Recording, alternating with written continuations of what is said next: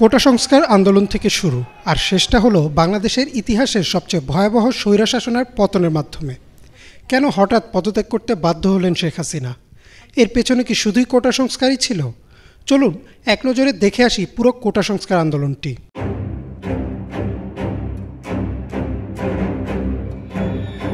1972 সালে বাংলাদেশের সরকারি চাকরির ক্ষেত্রে প্রথম কোটার প্রবর্তন করা হয়।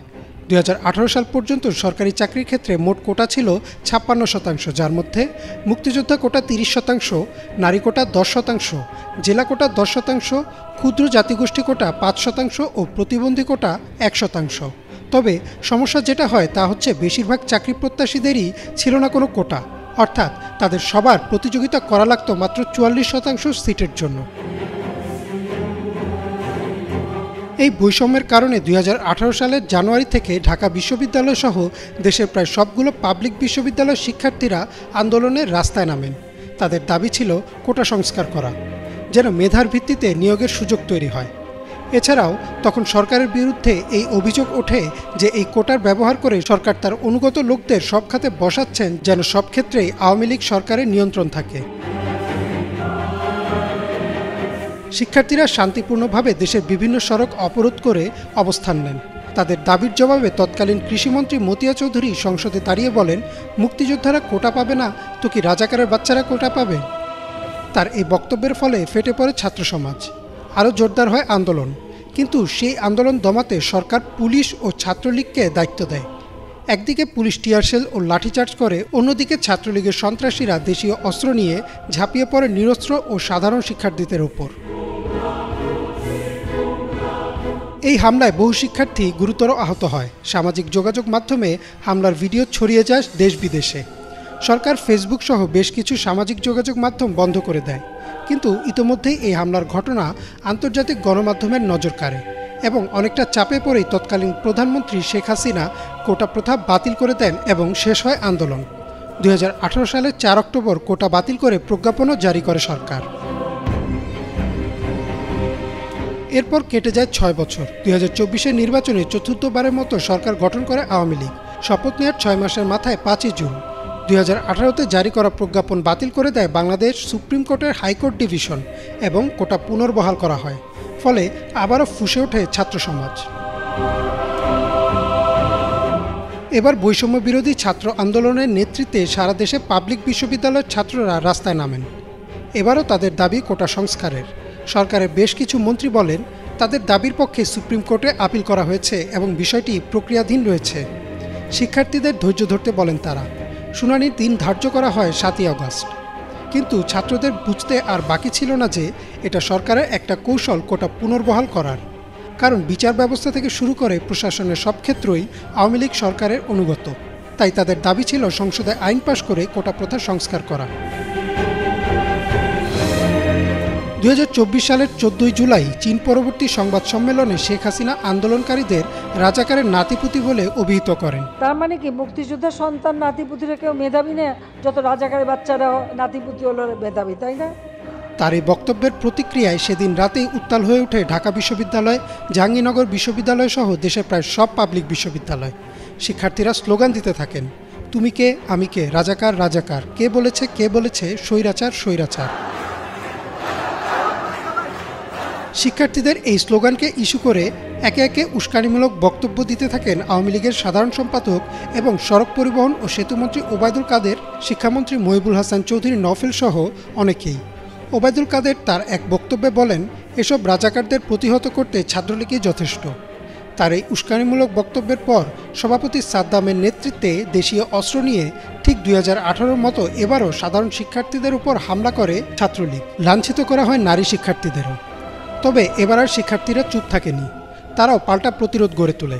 সাধারণ শিক্ষার্থীদের প্রতিরোধের মুখে বিশ্ববিদ্যালয় হল ছেড়ে পালাতে শুরু করে ছাত্রলীগের নেতাকর্মীরা। একে একে দেশের প্রায় সব পাবলিক বিশ্ববিদ্যালয়কে ছাত্রলীগ মুক্ত ঘোষণা করে সাধারণ শিক্ষার্থীরা। ছাত্রলীগের চেষ্টা বিফলে গেলে মাঠে নামে পুলিশ। তারা শিক্ষার্থীদের উপর লাঠিচার্জ করে, টিয়ারশেল নিক্ষেপ করে, এমনকি ছররাগুলিও চালায়। একে একে সব বিশ্ববিদ্যালয় পরিণত হয় রণক্ষেত্রে। এমন অবস্থায় রংপুরে বেগম রোকেয়া বিশ্ববিদ্যালয়ের শিক্ষার্থী আবু সাইদকে পুলিশ নিরস্ত্র অবস্থায় খুব কাছ থেকে গুলি করে হত্যা করে। সামাজিক যোগাযোগ মাধ্যমে দ্রুত ছড়িয়ে পড়ে আবু সাঈদের হত্যার ভিডিও। এতদিন চুপ থাকলেও আবু সাঈদের মৃত্যুর পর মাঠে নামে বেসরকারি বিশ্ববিদ্যালয়ের শিক্ষার্থীরাও। শুধু বেসরকারি বিশ্ববিদ্যালয় না, সারা দেশের স্কুল ও কলেজের শিক্ষার্থীরাও যোগ দেয় আন্দোলনে। রাজধানী রামপুরা, উত্তরা, যাত্রাবাড়ি সহ দেশের অনেক জায়গায় শুরু হয় তুমুল সংঘর্ষ। 17 তারিখও ইস্ট ওয়েস্ট, ব্র্যাক, MIST বিশ্ববিদ্যালয় ও ইম্পেরিয়াল কলেজের ছাত্রসহ সারা দেশে অন্তত 10 জন নিহত হয়। পরদিন অর্থাৎ 18 জুলাইও চলে সংঘর্ষ। রামপুরায় বিটিভির ভবনে ধরিয়ে দেওয়া হয় আগুন, হেলিকপ্টার থেকে ছোড়া হয় গুলি। একের পর এক খবর আসতে থাকে ছাত্র হত্যার। সামাজিক যোগাযোগ মাধ্যমে ছড়িয়ে পড়তে থাকে এসব ভিডিও। অবস্থা ক্রমেই আইনশৃঙ্খলা বাহিনীর নিয়ন্ত্রণের বাইরে চলে যায়। 18 জুলাই রাত থেকে বন্ধ করে দেওয়া হয় ইন্টারনেট, ফলে পুরো বিশ্ব থেকে বিচ্ছিন্ন হয়ে যায় বাংলাদেশ। জারি করা হয় কারফিউ এবং রাস্তায় সেনাবাহিনী মোতায়েন করা হয়। তথ্য ও যোগাযোগ প্রতিমন্ত্রী জুনায়েদ আহমেদ পলক বলেন, শিক্ষার্থীরা ডেটা সেন্টারে আগুন দিয়েছে তাই বন্ধ রয়েছে ইন্টারনেট। কিন্তু ইন্টারনেট বন্ধের পেছনে ছিল এক ভয়াবহ পরিকল্পনা। সারা দেশে যোগাযোগ বিচ্ছিন্ন করে শুরু হয় ক্র্যাকডাউন। বিভিন্ন বাহিনীতে থাকা সরকারের অনুগত লোকেদের নামিয়ে দেওয়া হয় রাস্তায়। এবার আর ছররাগুলি না, চাইনিজ রাইফেল, অ্যাসল্ট রাইফেল ও পিস্তল নিয়ে একে একে গুলি করে মারা হয় নিরস্ত্র ছাত্রদের। শিক্ষার্থীদের বুকে ও মাথায় টার্গেট করে চালানো হতে থাকে গুলি। 19, 20 ও 21 জুলাই চলে এই গণহত্যা।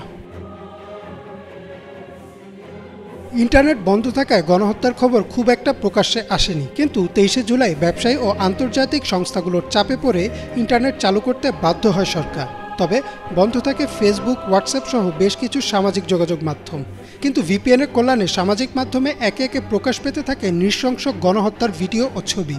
শুধু তাই না, প্রতি রাতে দেশের বিভিন্ন এলাকায় রাস্তার লাইট বন্ধ করে ব্লক রেড চালিয়ে আন্দোলনের সাথে জড়িত শিক্ষার্থীদের তুলে নিয়ে যায় পুলিশ। কারোই আর বুঝতে বাকি থাকে না কেন ইন্টারনেট বন্ধ করা হয়েছিল। এরই মধ্যে তৎকালীন ডিবি প্রধান হারুনার রশিদ বৈষম্য বিরোধী ছাত্র আন্দোলনের 6 সমন্বয়ককে নিরাপত্তার অজুহাতে ডিবি কার্যালয়ে আটকে রাখে এবং একটি লিখিত বক্তব্য পাঠ করায়, যাতে বলা হয় তারা সব আন্দোলন প্রত্যাহার করেছেন। কিন্তু শিক্ষার্থীরা বুঝে ফেলে যে এই বক্তব্য জিম্মি করে আদায় করা, তাই তারা আন্দোলন চালিয়ে যাওয়ার ঘোষণা দেয়। শেখ হাসিনার ক্ষমা চাওয়া, স্বরাষ্ট্রমন্ত্রী ও সাধারণ সম্পাদকের পদত্যাগ এবং সকল গণহত্যার বিচারসহ 9 দফা দাবি প্রস্তাব করেন শিক্ষার্থীরা। এদিকে শেখ হাসিনা একে একে বিটিভি ভবন, ভাঙচুর হওয়া মেট্রো রেলের স্টেশন পরিদর্শনে গিয়ে কান্না করেন, যা শিক্ষার্থী, অভিভাবক এবং শিক্ষকদের মধ্যে জন্ম দেয় চরম ক্ষোভ। তারা বলেন, এতগুলো মৃত্যুর চেয়ে মেট্রো রেল আর বিটিভির মূল্য বেশি। একে একে রাস্তায় নেমে আসেন মাদ্রাসার শিক্ষার্থীরা, অভিভাবক, শিক্ষক, অভিনয়শিল্পী, ব্যান্ড তারকা সহ সর্বস্তরের মানুষ। এমনকি আন্দোলনরত শিক্ষার্থীদের পাশে দাঁড়ান রাজধানীর রিকশা চালকরাও। সরকার চাপে পড়ে আশ্বাস দেয় যে সকল হত্যাকাণ্ডের বিচার করা হবে এবং আটক 6 সমন্বয়কদের ছেড়ে দিতেও বাধ্য হয়। নিহত শিক্ষার্থীদের স্মরণে 31 জুলাই সরকারিভাবে শোক ঘোষণা করা হয়। সারা দেশের ছাত্র সমাজ ও সাধারণ জনগণ সেই শোক প্রত্যাখ্যান করে এবং কালোর বদলে লাল রং ধারণ করেন। 31 জুলাই সম্পূর্ণ ফেসবুক ছেয়ে যায় লাল রঙের প্রোফাইল পিকচারে। আগস্টের 2 তারিখ বিকেলে আনুমানিক 2 লক্ষ লোক জড়ো হন কেন্দ্রীয় শহীদ মিনার প্রাঙ্গণে। সকল শ্রেণী পেশার মানুষের মধ্যে বয়ে যায় এক গণজোয়ার। অনেকেই একে বলেন দেশের ইতিহাসে সবচেয়ে বড় গণ অভ্যুত্থান। সেদিনই 6 সমন্বয়ক 1 দফা দাবি তুলে ধরেন শেখ হাসিনার পদত্যাগ এবং 4 আগস্ট থেকে ডাক দেন অসহযোগ আন্দোলনের। শেখ হাসিনা শিক্ষার্থীদের আলোচনায় বসার আমন্ত্রণ জানান। তিনি বলেন, গণভবনের দরজা সবসময় খোলা আছে। তবে পরদিনই অর্থাৎ 3 আগস্ট উত্তরা, কুমিল্লা, মুন্সিগঞ্জ সহ দেশের বেশ কিছু জায়গায় পুলিশ ও ছাত্রলীগ হামলা চালায়। সেদিনও নিহত হয় বেশ কয়েকজন। 3 তারিখ রাতেই ওবায়দুল কাদের আওয়ামী লীগের নেতাকর্মীদের নির্দেশনা দেন পরদিন থেকে প্রতি ওয়ার্ডে ওয়ার্ডে প্রতিরোধ গড়ে তুলতে। এদিকে সেনাপ্রধান জেনারেল ওয়াকারুজ্জামান এক জরুরি বৈঠকে বসেন অন্যান্য সেনা কর্মকর্তাদের সাথে। সেই বৈঠকে সিদ্ধান্ত নেওয়া হয় সেনাবাহিনী আর গুলি চালাবে না, তারা সাধারণ মানুষের পাশে থাকবে। আর এই সিদ্ধান্তের পরই পরিস্থিতি পাল্টে যায় ছাত্রদের পক্ষে। 4 আগস্ট রবিবার সকাল থেকেই অসহযোগ আন্দোলনে যোগ দেয় শিক্ষার্থীসহ নানা শ্রেণী পেশার মানুষ। আন্দোলনকারীরা জড়ো হতে থাকে শাহবাগ, সায়েন্স ল্যাব সহ দেশের বিভিন্ন জায়গায়। বেলা 11টার পর থেকেই তাণ্ডব শুরু করে অস্ত্রধারী আওয়ামী লীগ, যুবলীগ ও ছাত্রলীগের নেতাকর্মীরা। এবং এই দিন পুলিশ নিষ্ক্রিয় ভূমিকা পালন করে। সম্পূর্ণ কোটা আন্দোলনে এই 4 আগস্ট ছিল সবচেয়ে রক্তাক্ত। এদিন পুলিশ, আওয়ামী লীগের নেতাকর্মী ও সাধারণ শিক্ষার্থী সহ শতাধিক মানুষের মৃত্যু হয়। শুরুতে কিছুটা পিছুপা হলেও অনেকটা পাবজি স্টাইলে পাল্টা আক্রমণ করে সাধারণ শিক্ষার্থীরা। এছাড়াও ঢাকাসহ দেশের বিভিন্ন জায়গায় ছাত্রলীগ কর্মীদের আক্রমণ থেকে শিক্ষার্থীদের রক্ষা করে সেনাবাহিনীর সদস্যরা, ফলে আওয়ামী লীগের সন্ত্রাসীরা পিছু হটতে বাধ্য হয়। 4 আগস্ট দুপুরে ঘোষণা আসে 6 আগস্ট লং মার্চ টু ঢাকা অনুষ্ঠিত হবে। তবে সারাদিনের চলা তাণ্ডবের কথা বিবেচনা করে 6 সমন্বয়ক ঘোষণা দেন পরদিনই, অর্থাৎ 5 আগস্ট হবে লং মার্চ টু ঢাকা। আরও ঘোষণা আসে যদি সরকার আবার ইন্টারনেট, মোবাইল নেটওয়ার্ক বন্ধ করে দেয় অথবা 6 সমন্বয়কদের যদি হত্যা বা গুমও করে ফেলে, তবুও যেন এই লং মার্চ অব্যাহত থাকে। তারা সারা দেশের সাধারণ জনগণকে সেদিন রাস্তায় নেমে আসার আহ্বান জানান। তাদের আহ্বানে সাড়া দিয়ে রাতেই ঢাকার দিকে যাত্রা শুরু করে মানুষ, যে যেভাবে পেরেছে, কেউ ট্রাকে, কেউ সিএনজিতে, তবে অধিকাংশই পায়ে হেঁটে আসতে থাকেন ঢাকার দিকে। এদিকে 5 আগস্ট সকাল থেকেই থমথমে ছিল রাজধানী ঢাকার পরিবেশ। সকাল 10:30টায় শিক্ষার্থীরা শহীদ মিনারে জড়ো হওয়া শুরু করলে আবারও অ্যাকশনে নামে পুলিশ। ছোড়া হয় টিয়ার শেল, গুলি ও সাউন্ড গ্রেনেড। তবে 11টার পর থেকেই শাহবাগে নামতে শুরু করে সাধারণ মানুষের ঢল। বঙ্গভবন ও গণভবনে বাড়িয়ে দেওয়া হয় নিরাপত্তা। এদিকে সকাল 10টায় শেখ হাসিনা 3 বাহিনীর প্রধান ও পুলিশের আইজিপিকে ডেকে আরও বেশি কঠোর হওয়ার নির্দেশনা দেন। বেশ কয়েকটি সূত্র নিশ্চিত করেছে যে কোনো মূল্যেই তিনি ক্ষমতা ধরে রাখতে চেয়েছিলেন। সেনাপ্রধান ওয়াকারুজ্জামান শেখ হাসিনাকে পদত্যাগের উপদেশ দেন এবং বলেন পরিস্থিতি পুরোপুরি নিয়ন্ত্রণের বাইরে। আইজিপিও বলেন পুলিশও বেশি সময় কঠোর অবস্থান ধরে রাখতে পারবে না। শেখ হাসিনার বোন শেখ রেহানা ও পুত্র জয়ও বলেন পদত্যাগ করতে। পরে তিনি পদত্যাগে রাজি হন এবং জাতির উদ্দেশ্যে একটি ভাষণ রেকর্ড করতে চান। এদিকে 11টার পর থেকে রাজধানীর যাত্রাবাড়ি, শনিয়াখড়া, উত্তরা, সাভার দিয়ে কয়েক লক্ষ লোক ঢাকায় প্রবেশ করে। শাহবাগে তৈরি হয় এক জনসমুদ্র এবং সেই জনসমুদ্র যাত্রা শুরু করে গণভবনের দিকে। পরিস্থিতি ও দূরত্ব বিবেচনা করে সেনাপ্রধান শেখ হাসিনাকে 45 মিনিটের সময় বেঁধে দেন। তার ভাষণ রেকর্ডের প্রক্রিয়াও বাতিল করা হয়। 2টি লাগেজ নিয়ে গণভবন থেকে বিমান বাহিনীর একটি হেলিকপ্টারে শেখ হাসিনা চলে আসেন তেজগাঁও পুরানো বিমানবন্দরে। সেখান থেকে তিনি বঙ্গভবনে এসে রাষ্ট্রপতির কাছে পদত্যাগপত্র জমা দিয়ে আবার চলে যান বিমানবন্দরে। বিমান বাহিনীর একটি পরিবহন বিমানে শেখ হাসিনা ও শেখ রেহানা পালিয়ে যান দেশ থেকে। দুপুর 2টায় সেনাপ্রধানের জাতির উদ্দেশ্যে ভাষণ দেওয়ার কথা থাকে, কিন্তু সে ভাষণের সময় পিছিয়ে দেওয়া হয়। তবে 2টার কিছু পর থেকে খবর প্রকাশিত হয়ে যায় যে শেখ হাসিনা পদত্যাগ করেছেন এবং দেশ ছেড়েছেন। বাঁধভাঙা উল্লাসে ফেটে পড়ে শিক্ষার্থীসহ সকল শ্রেণী পেশার মানুষ। ঢাকার প্রতিটি রাস্তায় নামে আনন্দ মিছিল। লোকে লোকারণ্য হয়ে যায় সারা দেশের সব রাজপথ। জনগণ সব বাধা উপড়ে পৌঁছে যায় গণভবনে। যদিও ততক্ষণে দেশ ছেড়ে পালিয়েছেন শেখ হাসিনা। উচ্ছ্বাসে আনন্দে গণভবন থেকে শেখ হাসিনা ব্যবহার করা জিনিসপত্র নিয়ে যেতে থাকে আমজনতা। যদিও সেদিন রাতের মধ্যেই প্রায় 80 ভাগ জিনিস ফিরিয়ে দেন সাধারণ মানুষ। বেলা 3:30টায় সেনাপ্রধান জেনারেল ওয়াকারুজ্জামান আনুষ্ঠানিকভাবে জানান যে শেখ হাসিনা পদত্যাগ করেছেন এবং শীঘ্রই দেশে একটি অন্তর্বর্তীকালীন সরকার গঠন হবে এবং সেই সরকারের অধীনে হবে নির্বাচন।